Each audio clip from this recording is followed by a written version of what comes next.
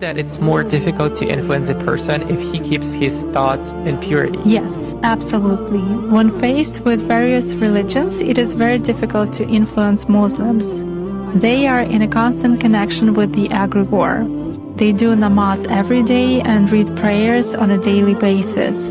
They are constantly under some kind of a dome, so it is very difficult to influence them. When you start impacting a person, he begins to address in a prayer.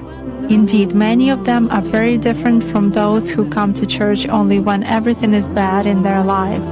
They come to pray and then for 5 years they forget about God, some canons, and so on. Muslims, as a rule, passionately believe and passionately give energy to their egregore, and this egregore protects them very well. That's why it is very difficult to work to make any kind of influence on a true Muslim believer.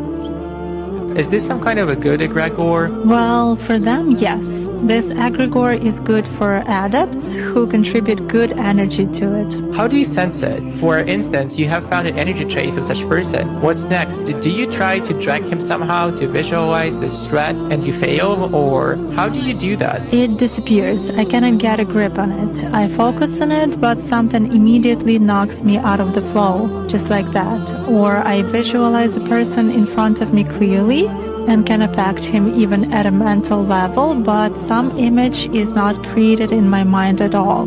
I even look at a photo, reproduce an image, but it vanishes from my mind. Thus, I can clearly see that a person is covered with something. Does this only work with Muslims? It does for me.